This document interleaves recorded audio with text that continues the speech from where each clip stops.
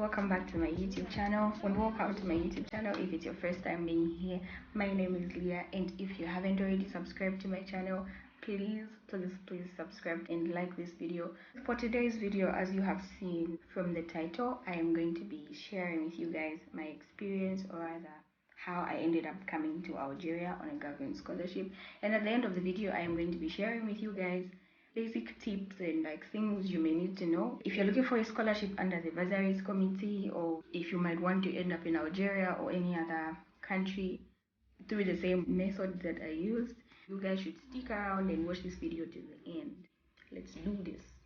So basically, I clapped school in 2015 and I had really good results, thank God. Honestly, when I finished school, even when I was in school, I wasn't one of those people who ever even thought to go anywhere, to study anywhere. For me, it was just finish school, go to UNZA. I had a sister who was at UNZA, and she really just used to inspire me. I always used to look at her wow, I want to go to UNZA one day. I really just wanted UNZA, you guys. And when I clapped school, for me, I was basically just waiting for UNZA. So for us, what happened was, since we finished in 2015, UNZA had changed the system or something, but we're not going to apply in 2016. We're going to apply in 2017. So there was basically going to be one whole year in between of doing nothing. Yeah, so this was 2016, beginning of the year, January or February. I can't really remember the date, I'm so sorry. But yeah, it was at the beginning of 2016, and this was just a regular day. I was at home, and my brother called me. He's like, go to WhatsApp, I sent you something. And I'm like, okay. So I checked it, and I really couldn't understand what was going on. Okay, I know how to read English, but I was like, oh, he sent me an advert. It was a scholarship. And I was like, where did you even get this? Then he's like, oh, a friend of mine was trying to send it to somebody else. Then they accidentally sent it to my brother. And he read through the scholarship eligibility and stuff like that. And he thought this is something I could apply for because I think I had all the qualifications and stuff. So he decided to send it. And I was like, okay. So actually that scholarship was to China. It wasn't even to Algeria. It was to China, but it was under the bursaries committee. So I read through it and I was like, okay, cool. It didn't move me, honestly. I wasn't intrigued. Being in high school, growing up, I never really saw myself as going to study abroad or anything like that. So for me, that was just okay, maybe we'll see. Yeah, so I told my mom about it. My mom was game. She was like, oh, it looks good, you should try it, blah blah. She's like, China, aren't you excited? And I'm like, honestly, I don't want, but since you want me to try it, let me do it. That's how we decided to go on with the applications and stuff. And by then, the closing date was 2 weeks from the day I received it, and I had no passport. Amongst the requirements was a passport and a birth certificate. I had no passport and I had no birth certificate. I know you're I'm sure most of you surprised how I didn't have a birth certificate, but I didn't have a birth certificate. I only had a birth record, I think. So I had to run up and down with my mom to make sure that I got my passport, to make sure that I got my birth certificate on time. And guys, if you know government places, even just the passport office, if you've ever had an experience with the passport office, you know that you can't get your passport in a week unless you have connections or you know somebody, or you just do one or two things. Yeah, so basically when we did the passport thing, I can't really say I knew someone, but yeah, got some help. And I managed to get my passport in a week. I also managed to get my birth certificate in a week as well, and then I continued with the application. So I applied for China, and then there was a date that they had put, which was somewhere in April. They were if we don't call you by such and such a date, just know that your application wasn't considered and stuff. So basically, after I applied, I think that was February, then I forgot about it. Then in April, this particular day, I left my phone home. I really don't know where I went. And when I got back, I just found a missed call from a landline. And I was like, it's probably dad, because my dad normally calls with a landline when he's at work. But something was just telling me to pay attention to the number. So I looked at it and I was like, no, this is not dad's line. So I went to check call logs and stuff just to be sure. And I compared the number and it was different. I was like, how could this be? So I told my mom. My mom is like, it's probably the people from the bursaries committee and stuff. You guys, I was like, oh my god. And they called and I wasn't here. I didn't pick up. It was at this moment that he knew. He fucked up. I was dead. I was so dead. Like, I just felt like that's it. Like, I lost the opportunity just like that. But they actually did call me back. I picked up. I was told, oh, you've been invited for interviews, blah, blah. Come with this, that, on such and such a date. So I was like, okay, cool. Then I prepared myself, went and did the interviews. Honestly, I felt like the interviews were okay. If you've done busy stuff, like, those interviews are not like, oh my god, it's so scary. It's just that when you've never done them before, it just feels like, oh my god, this is so big, like, this is so scary. But they're not even that bad, honestly. Yeah, but anyways, so I prepared myself. I was in formal attire. I know they said formal, but I think I exaggerated it, honestly. Yeah. I don't even want to talk about what I wore. But anyways, I did the interviews and went back home after that. So when I was home, I had made a friend actually the day for the interviews, and then she called me. I don't know if it's the night of the day we did the interviews or the next day, I can't really remember, but she called me and she's like, oh hi, what, she's excited, I'm like, hi. And then she's like, oh, so when did I tell you to go back for what? I was like, what do you mean? No, they didn't tell me anything. She's like, they didn't call you? Then I was like, no, they didn't call me. And she's like, how come? They're supposed to call you. In my heart, I was like, they didn't call me probably because they didn't pick me. Yeah, but so, and then she's like, that thing, she started encouraging me, like, no, don't worry, maybe they're still calling and stuff. And like, it was at that point that I knew that I realized that this is an accident. I've been left. It's the end. That's it. It was actually very disappointing for me. Like, it was so heartbreaking for me because I knew some people who had done this busy thing before, and most of them were just telling me once they call you for interviews, that's the end. They don't leave you after you do the interviews. Like, once you do the interviews, you're done, you're in, that's it. So like the day after the interviews, I was really hyped. Like, I just knew that I'm going to China, and then it just like that. That's how I got left. And then I was so depressed. I was really depressed. Yeah, it was just really a bad period. Yeah, so I was just like, what, I'll just wait for Unza anyways. Like, I didn't even want to do this in the first place anyway. Then soon after, the Russian scholarship came out, and then my mom and dad are like, no, you should try to apply again. And I'm like, no, I'm not doing that again. This is going to disappoint me. I can't. So my mom encouraged me, and I was like, okay, fine. So I applied again for the Russian scholarship. You guys, this time I wasn't even called for interviews. Like, I wasn't called at all. I was just there, like, hearing rumors. Oh, Chite was called. This one was called. And I was like, oh my god, what the hell is going on? And then time had passed. The date they had set for, like, if you don't hear from us by such and such a date, just know that you haven't been picked. It had even passed. And I was depressed. Like, after I was left for China, I wasn't even depressed. After they didn't even call me for Russian scholarship, that's when I was even so depressed. Like, I stopped eating. I just used to be in my room. I just used to cry. My mom would come and encourage me. No, it's going to be okay. What? And I was like, no. You made me do this. I didn't even want to do this myself. But it was a very sad period. Then afterwards, I don't know how long it took for the Algerian scholarship to come out. After I had already healed from all that stuff, and I was just like, in this beautiful light. By then, I think CBU had even opened for applications and stuff. So I even applied to CBU, yeah. Then the Algerian scholarship came out. My dad just got it. He's like, oh, I'm just looking into the paper right now. I've seen the Algerian scholarship. And I'm like, no thanks. I'm really not doing that anymore. And my dad is like, no, you can try it again. You never know. Maybe it's the last chance. What? And I'm just like, no, dad, like, honestly, I have done enough and I am so tired. Like, I'm just tired of getting disappointed and stuff. I just don't want to do this. He came back from work and then he tried to talk me into it.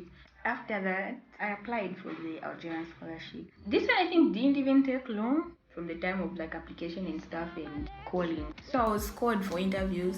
When I was called for interviews, I was really surprised. Like, I was shocked. I never expected it. Because this time around, I was so open-minded. Like, I was really open to the fact that they can leave me again. Already they left me twice. What can make them not leave me for a third time? So I was like really prepared. So then they called me, come on such and such a day for interviews, blah blah. I prepared myself. I went to do the interviews, of course, with my mom, because my mom used to escort me everywhere. Yeah. And then the same day, like, when we were on our way back home from the interviews, they called me back. They're like, oh, you can come back for your whatever. I don't know if it was visa forms or what. I can't really remember. But yeah, you've been, shortlisted, nominated.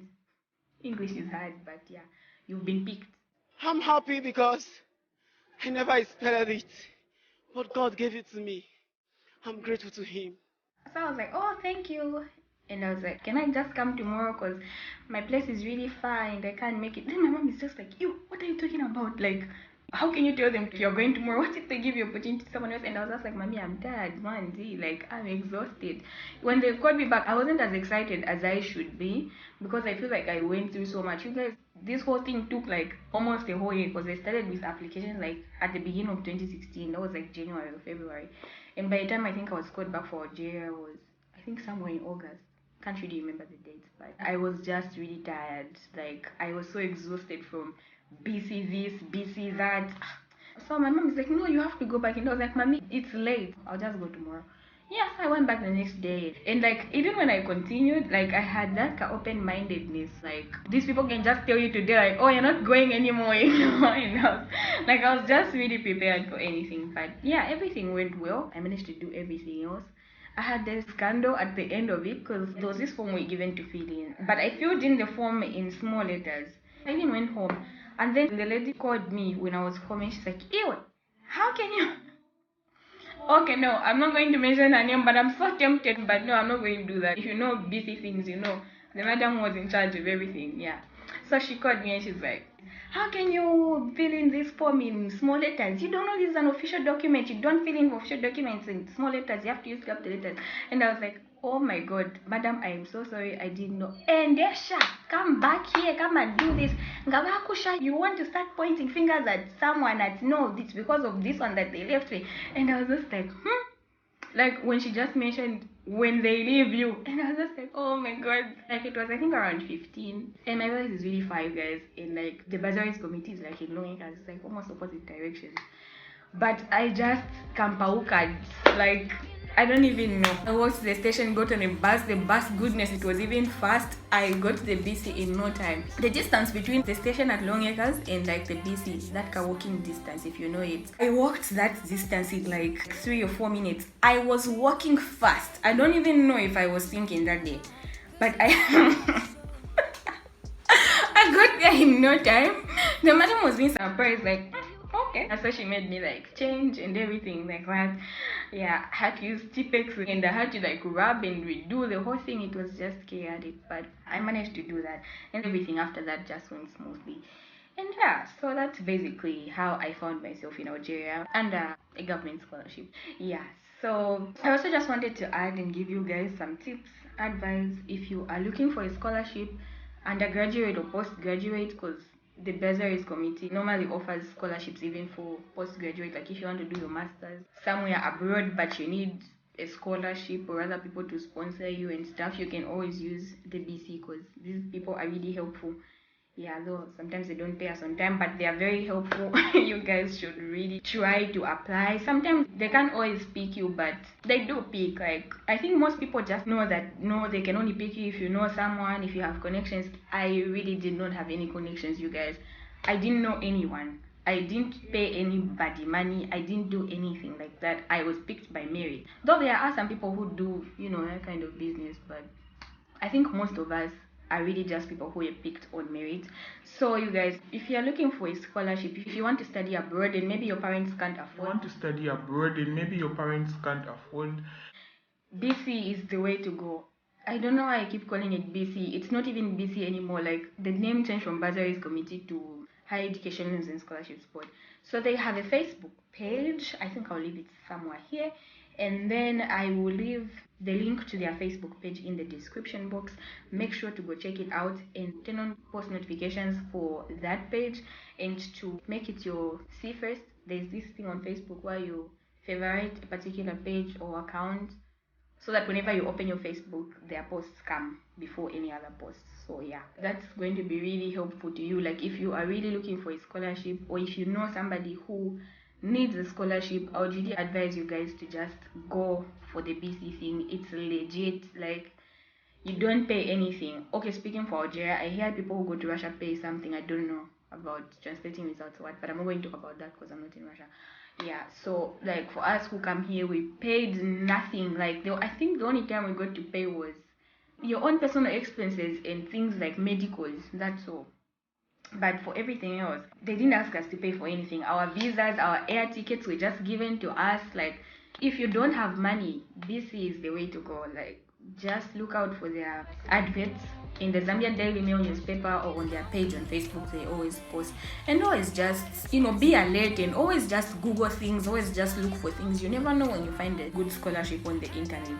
I would also like to advise you that if you are looking for something, if you are somebody who's looking forward to studying abroad, maybe you just cracked school, I would really just advise you to start now. If you have no passport, just start working on your passport now. If you have no birth certificate, just start running the processes for getting your birth certificate, because I think getting your birth certificate, it takes like 30 working days, so that's a long time. It can be that you don't even have a scholarship right now yet, but if you want a scholarship, I'm just going to advise you that start now. Like, work with faith and always pray. Like, I don't even know, you guys, if there's a time in my life where I prayed more than I prayed in 2016, because this whole like scholarship thing was just way too much for me, and I just used to pray so much. You guys, put God first and always look out for something. You have to be on the lookout for yourself. You always have to do these things yourself. You don't always have to depend on your parents to like say, oh, we found this for you, can you try this? You yourself, if you want to do that, go out and look for scholarships yourself. You are definitely going to find something. With determination and prayer, everything is possible. So yeah, that's basically all I had, and thank you so much if you watched this video all the way to the end. Please share this video with somebody who may be interested in watching this video, or if you know somebody who may need the information that I shared with you guys here, please don't forget to share my video with them. And if you liked this video, don't forget to thumbs it up and leave a comment in the comment section. And please don't forget to subscribe to my channel. If you are watching this video and you are not subscribed, please, there's a red subscribe button somewhere there. Just click it and subscribe to my channel if you haven't already subscribed.